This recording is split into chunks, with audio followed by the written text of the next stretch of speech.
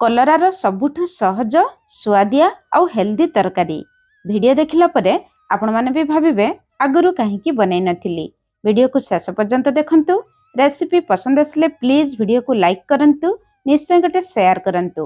ଚ୍ୟାନେଲରେ ନୂଆ ଥିଲେ ତଳେ ଥିବା ବ୍ଲାକ୍ କଲର ସବସ୍କ୍ରାଇବ୍ ବଟନରେ ପ୍ରେସ୍ କରି ଚ୍ୟାନେଲକୁ ସବସ୍କ୍ରାଇବ୍ କରନ୍ତୁ। ନୂଆ ନୂଆ ଭିଡ଼ିଓର ନୋଟିଫିକେସନ୍ ପାଇବା ପାଇଁ ବେଲ୍ ଆଇକନର ଅଲ୍ ଅପସନରେ ପ୍ରେସ୍ କରନ୍ତୁ। ଫେସବୁକ୍ ପେଜରୁ ଭିଡ଼ିଓ ଦେଖୁଥିଲେ ଫେସବୁକ୍ ପେଜକୁ ବି ଫଲୋ କରନ୍ତୁ।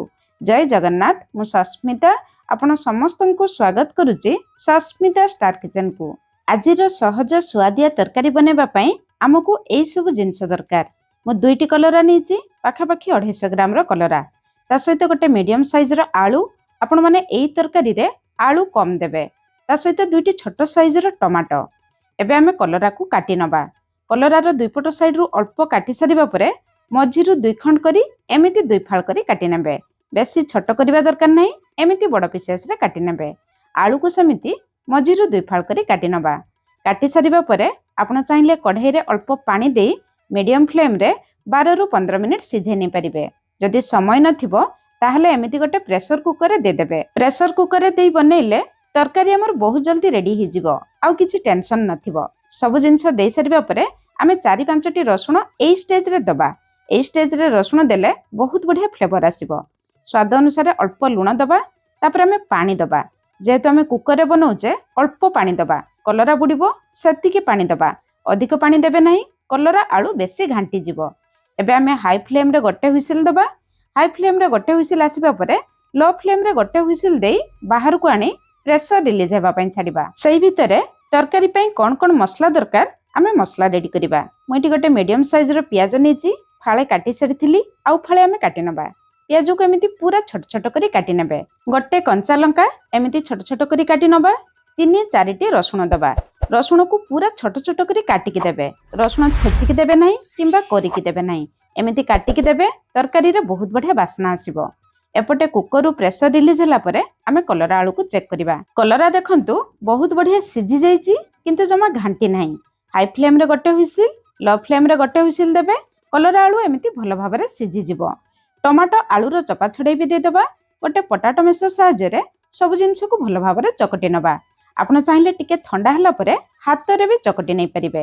देखंतु कलरा आलू टमाटो हमर सब भलो भाबरे सिझी जाईची। चकटा को टिके दरखंड करी रखिले भी चलिबो। एबे चलंतु तरकारी बनेबा स्टार्ट करिबा। प्रथमे कढ़ाई को भलो भाबरे गरम करिबा। कढ़ाई गरम हि जिबा परे गोटे बड़ चामच सरिष तेल दबा। सरिष तेल रे बनेबे बहुत बढ़िया टेस्ट आसीबो। तेल गरम हि जिबा परे आमे गोटे सुखिला लंका को टिके लाल करी भाजी नबा। बाहर को बाहर करी आनिबा। सेही तेल रे 6-7 टी बड़ी को लाल कलर करी भाजी नबा।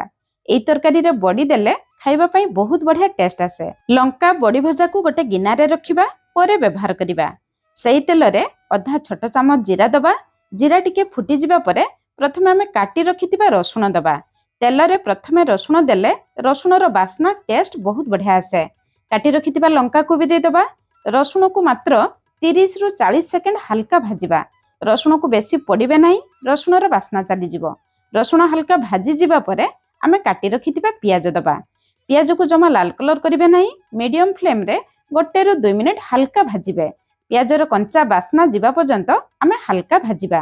पियाज एमिति हल्का भाजी जिबा परे आमे सिझेई चकटी रखितिबा कलरा आलू टमाटर चकटा को दे दबा। 8-10 टी भृसंग पत्र आपण माने पियाज को हल्का भाजी सारिबा परे दे देबे। मु देबा लागि भूली जाइथिली। भृसंग पत्र निश्चय देबे, बहुत बढ़िया बासना, बहुत बढ़िया टेस्ट आसीबो। एबे सब जिनिस को देखि स्वाद अनुसार लुण दबा। कलरा आलू सिझेबा समय अल्प लुण देथिले ध्यान रखी लुण देबे। आधा चामच रु टिके कम हळदी गुंड, आधा चामच रु टिके कम राग लंका गुंड दबा। गोटे कंचा लंका तेल रे देथिले, गोटे सुखिला लंका भी परे दबा। आधा चामच जीरा गुंड, आधा चामच धनिया गुंड, आधा चामच रु टिके कम गरम मसला गुंड दबा। सबु मसला दे सारिबा परे गैस रो फ्लेम लो मीडियम रखी 4 रु 5 मिनिट कलरा आलू को भलो भाबरे कसी नबा। कलरा आलू रे अल्प अल्प पानी अछि, सेही पानी सुखिबा पर्यंत मसला भलो भाबरे कसिबा पर्यंत आमे कलरा आलू को भलो भाबरे कसी नबा। 5 मिनिट परे एटी देखंतु कलरा आलू रो कलर चेंज हो जाईची, मसला भलो भाबरे कसी जाईची। एबे आमे भाजी रखितिबा बड़ी को गुंड करिके दे दबा। अल्प कटा हेतिबा धनिया पत्र दबा। शेष रे भाजी रखितिबा सुखिला लंका को हाथ रे टिके एमिति चकटिके दे देबे। ଶେଷରେ ଏମିତି ଭଜା ଲଙ୍କା ଦେଲେ ବହୁତ ବଢିଆ ଟେଷ୍ଟ ଆସିବ। ସବୁ ଜିନିଷକୁ ଭଲ ଭାବରେ ମିଶାଇ ନବା। ଏବେ ଆମ ରେଡି ହେଇଗଲା କମ୍ ତେଲ ମସଲାରେ ସବୁଠୁ ସୁଆଦିଆ, ସବୁଠୁ ହେଲ୍ଦି କଲରା ଆଳୁ ଭର୍ତ୍ତା। ଭାତ, ପଖାଳ, ରୁଟି ସବୁଥିରେ ଭାରି ମଜା ଲାଗିବ। ଛୋଟ ପିଲା ବି ଖୁସିରେ ଖାଇବେ। ନିଶ୍ଚୟ ବନାନ୍ତୁ। କେମିତି ଲାଗିଲା ନିଶ୍ଚୟ ଜଣାଇବେ। ଆଜି ପାଇଁ ରହିଲି, ପୁଣି ଦେଖା ହବା ନୂଆ ରେସିପିରେ। ଧନ୍ୟବାଦ।